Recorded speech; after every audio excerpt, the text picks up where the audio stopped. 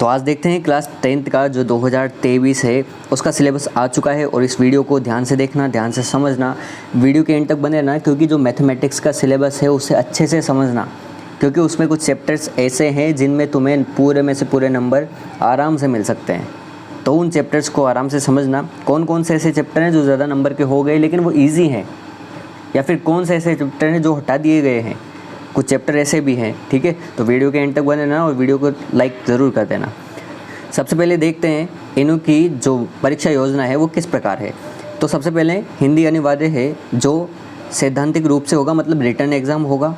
और कितने समय का, इतना टाइम तो रहेगा। ये परीक्षा, रिटर्न परीक्षा जो होगी वो होगी 80 नंबर की। पूरा पेपर जो होगा ना वो तो होगा 100 नंबर का, जिसमें से 80 नंबर का तो रहने वाला है रिटर्न तुम्हारा।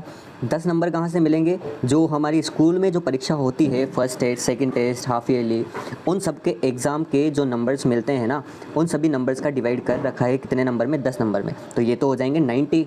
बाकी 5 नंबर मिलेंगे प्रोजेक्ट के, 3 नंबर मिलने वाले हैं तुम्हें उपस्थिति के, अटेंडेंस के, और 2 नंबर मिलने वाले हैं तुम्हें व्यवहार के, बिहेवियर के। इस प्रकार ये जो नंबर हैं यहाँ से ये मिलेंगे 20 नंबर। ये 20 नंबर भेजे जाते हैं सत्रांक, मतलब सत्रांक का मतलब होता है स्कूल से तुम्हें 20 नंबर भेजे जाएंगे। तो अब किसके कितने नंबर आने वाले हैं 20 में से, वो तुम्हारे स्कूल के ऊपर डिपेंड करता है। स्कूल में बिहेवियर कैसा है तुम्हारा, प्रेजेंटेंस कितनी है, तुम्हारे प्रोजेक्ट कंप्लीट किया नहीं किया, या फिर वहाँ के एग्ज़ाम में तुम्हारे कितने मार्क्स आ रहे हैं, उन सभी के ऊपर ये 20 नंबर डिपेंड करते हैं। 20 नंबर तो वहाँ से, और 80 नंबर का तुम्हारा रिटर्न एग्ज़ाम, टोटल मिला करके हो जाएंगे 100 नंबर। पास होने के लिए तुम्हें कम से कम 33 नंबर ज़रूर चाहिए, ठीक है। प्रोजेक्ट्स प्रत्येक सब्जेक्ट का ही कुछ ऐसा ही नियम है। यहाँ पर गणित का एक और देख लेते हैं, गणित के भी नियम कुछ ऐसे ही हैं, ठीक है। अब चलते हैं आगे। यहाँ पर कुछ नोट लगा हुआ है, इसे देखना। सत्रांक एवं सत्रीय कार्य के अंकों द्वारा विषय प्रेषित किए जाते हैं। सत्रांक परीक्षा में पूर्णांक के 20% होंगे, मतलब अगर पूर्णांक 100 है तो उसमें से 20 अंक सत्रांक होते हैं, जो कहाँ पर स्कूल से डिवाइड।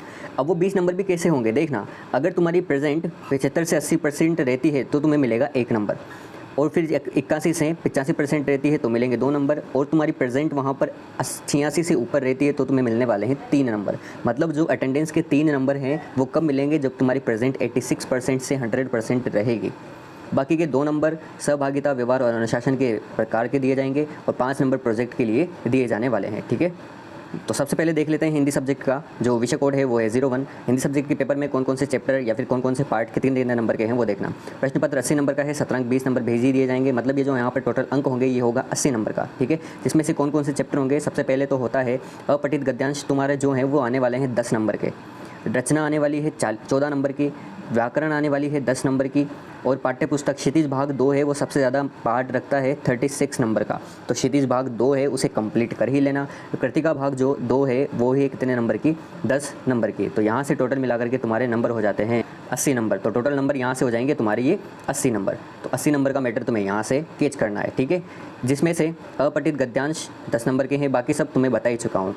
यहाँ से देख लेना एक बार, इसे पॉज करके या फिर स्क्रॉल करके आराम से तुम इसे देख लेना कि कौन कौन से क्वेश्चन कितने कितने नंबर के और आने वाले हैं, ठीक है। इसके बाद चलते हैं, अगला है इंग्लिश का। तो इंग्लिश में भी बिल्कुल ऐसा ही है, इसमें से भी कौन कौन सी बुक कितने नंबर की है वो देख लो एक बार। जो रीडिंग है, मतलब पढ़ने वाली, वो आएगी 15 नंबर की। रीडिंग का मतलब क्या होता है, जैसे जो गद्यांश पद्यांश होते हैं हिंदी में, बिल्कुल वैसे ही पैसेज आएंगे, मतलब पैसेज हैं 15 नंबर के। रिटर्न एग्जाम, रिटर्न का मतलब होता है जो क्वेश्चन आंसर है वो आएंगे 13 नंबर के। ग्रामर है, जो ग्रामर आएगी वो कितने नंबर की आएगी, तुम्हारी 15 नंबर की। जो पहली बुक है 27 नंबर की है, फर्स्ट फ्लाइट, और फुटप्रिंट्स विदाउट फीट, ये हैं 10 नंबर के। तो यहाँ से भी इसके टोटल नंबर मिलाकर हो जाते हैं, ठीक है। तो यहाँ से रीडिंग में क्या क्या आएगा वो देखना। रीडिंग में सबसे पहले तो 2 अनसीन पैसेज आएंगे, ठीक है। और क्वेश्चन इंक्लूडिंग 4 मार्क्स फॉर वैक्यूबुलरी, मतलब 4 नंबर की वैक्यूबुलरी होगी, उसमें उनको करना होगा। पहला पैसेज क्या होगा, 100 वर्ड्स में होगा 6 नंबर का, और पैसेज 2 होगा 250 वर्ड का 9 नंबर का। इनमें से ही मतलब 6 नंबर और 9 नंबर 15 नंबर के जो पैसेज होंगे वो आने वाले हैं तुम्हारे, ठीक है। इसके बाद रिटर्न में क्या क्या आने वाला है उसे भी समझ लेना। रिटर्न में आने वाला है लेटर राइटिंग, क्या होता है, पर्सनल, ऑफिशियल और ईमेल, ये सब मिला करके आने वाले हैं तुम्हारे 5 नंबर के, मतलब लेटर राइटिंग में आने वाला है 5 नंबर। ये सब लेटर राइटिंग के पार्ट हैं। लेटर राइटिंग में इनमें से कुछ भी आ सकता है, ईमेल आ सकता है, या फिर पर्सनल आ सकता है, फैमिली को कोई लेटर भेजा जाता है वो आ सकता है, या फिर ऑफिशियली गवर्नमेंट को जो लेटर भेजा जाता है वो आ सकता है। ठीक है, ये आने वाला है 5 नंबर का। इसके बाद ग्रामर आने वाली है, ग्रामर आने वाली है 15 नंबर की। ग्रामर में क्या क्या आएंगे, टेंस आएंगे, report speech, conjunction, relative pronoun, active voice, passive voice, framing questions, ये सब आने वाले हैं ग्रामर में। ठीक है, ग्रामर का पोर्शन है तुम्हारा 15 नंबर का। तो ये टॉपिक तुम्हें सारे ही कवर करने हैं, इनका स्क्रीनशॉट लेकर के रख लेना। टेक्स्ट बुक जो है 19 नंबर की वो आने वाली है 19 नंबर की। ठीक है, इसमें से मल्टीपल जो चॉइस क्वेश्चन होंगे 2 क्वेश्चन आएंगे, 6 नंबर के 2 क्वेश्चन होंगे। ठीक है, और क्या होगा, 1 of 2 क्वेश्चंस होंगे, जो एक 5 नंबर का होगा, और मतलब 2 में से एक क्वेश्चन करना होता है, वो होता है एक 5 नंबर का है और एक है 2 नंबर का। ठीक है, जो 20 वर्ड में आने वाला है। दूसरी बुक थी तुम्हारी फर्स्ट फ्लाइट जो 8 नंबर की है, और फुटप्रिंट्स वाली है 10 नंबर की, इन्हें भी कंप्लीट कर लेना। ठीक है, अगला टॉपिक आता है, अगला चैप्टर आता है कौन सा, सब्जेक्ट साइंस वाला। अगला सब्जेक्ट है साइंस वाला। साइंस के भी पार्ट देख लो कौन कौन सा चैप्टर है इसमें। सबसे पहले तो रासायनिक अभिक्रिया वाला है, 5 नंबर का है। अम्लक्षार, ये जो टॉपिक है इन्हें देख लो और स्क्रीनशॉट लेकर के रख लेना यूनिट वाइज।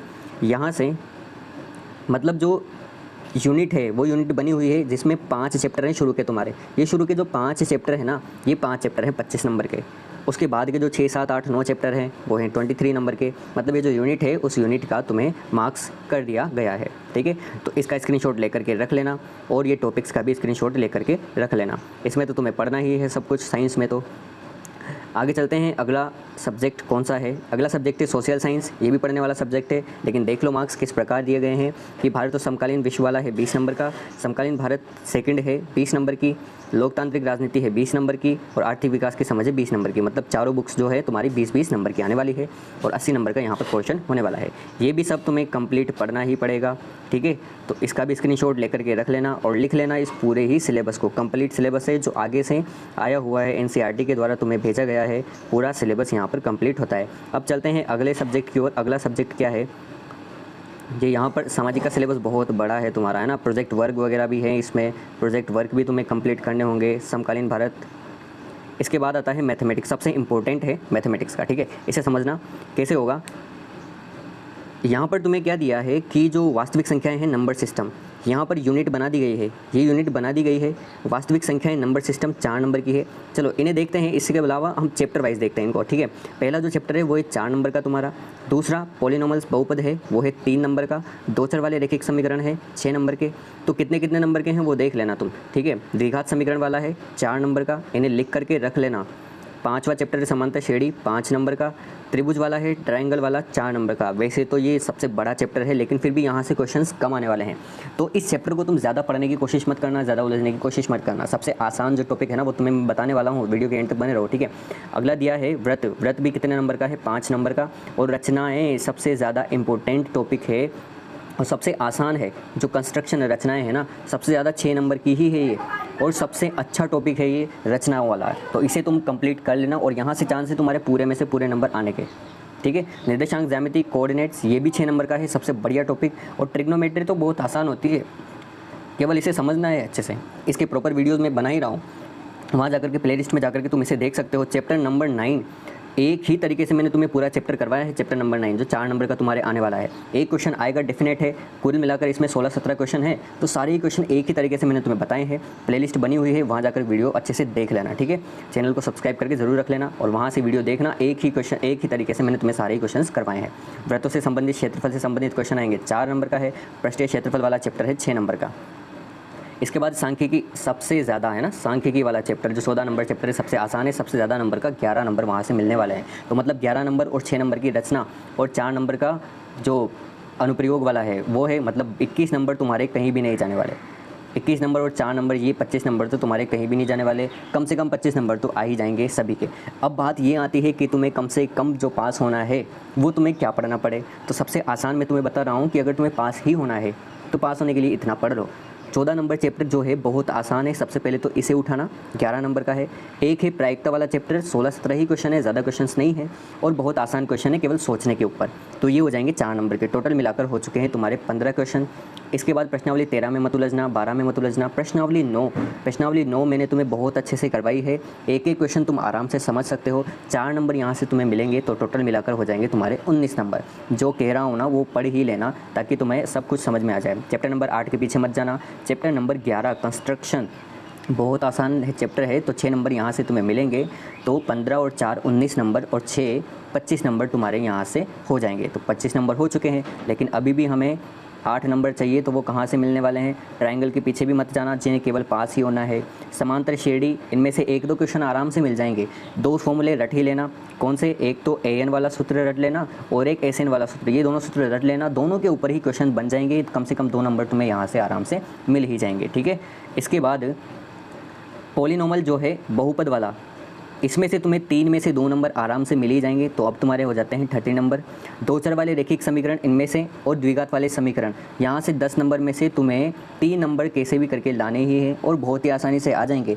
एक ग्राफ आता है इसमें, ये विधियाँ सारी विधियाँ हैं, विलोपन विधि, प्रतिस्थापन विधि, वज्रगुणन विधि और यहाँ से द्विघात समीकरण। यहाँ से क्या होगा, तुम्हें एक ग्राफ आएगा, वो ग्राफ बहुत ही आसानी से बन जाएगा, तो वो ग्राफ के नंबर तुम्हें मिल जाएंगे। तो यहाँ से 33 नंबर तुम्हारे कंप्लीट होते हैं। अगर फिर भी कम पड़ते हैं ना, तो चैप्टर नंबर 1 बहुत अच्छा है, बहुत सिंपल चैप्टर है। 4 नंबर तुम्हें यहाँ से भी मिल जाएंगे, तो कम से कम तुम्हारे 37 नंबर तो कहीं भी नहीं जाने वाले इस प्रकार। तो जो चैप्टर मैंने बताए हैं वो तो तुम कंप्लीट करके ही रख लेना, ठीक है। अगला आता है संस्कृत वाला। संस्कृत में क्या क्या आएंगे? एक तो अनसीन पैसेज आएगा 10 नंबर का, रचनात्मक कार्य आएगा 15 नंबर का, व्याकरण आएगी 25 नंबर और पठित वाला आएगा 30 नंबर का। टोटल मिलाकर के 80 नंबर। सबसे आसान सब्जेक्ट होता है ना अपने तो संस्कृत, और नंबर भी यही दे करके जाता है, ठीक है। तो इन्हें नोट कर लेना। यहाँ पर इस तरफ नंबर चल रहे हैं, ये इन नंबर को नोट कर लेना। इधर टॉपिक दिया हुआ है, कौन कौन सा टॉपिक कितने कितने नंबर का आने वाला है, ठीक है। तो इसको पॉज करके लिखते जाना और नंबर नोट करते जाना। इसके बाद उर्दू वालों का है अगर कुछ, तो उर्दू वालों के लिए भी यहाँ पर सब कुछ मेंशन किया हुआ है, ठीक है। तो आज की वीडियो में इतना ही, और ये कंप्लीट सिलेबस था तुम्हारा जो 10th क्लास का 2023 में जो आने वाला है। तो इस सिलेबस के अकॉर्डिंग ही पढ़ना स्टार्ट कर दो। और हाँ, कुछ टाइम बाद अभी हाफ ईयरली के लिए मैं प्रैक्टिस सेट अपलोड करने वाला हूँ, तो उन प्रैक्टिस सेट को कंप्लीट करना। और जिन्होंने भी चैनल सब्सक्राइब नहीं किया, चैनल सब्सक्राइब कर लेना। और प्लेलिस्ट बनी हुई है तुम्हारी क्लास 10th की, वहाँ जाकर के वीडियोज़ तुम देख सकते हो, ठीक है।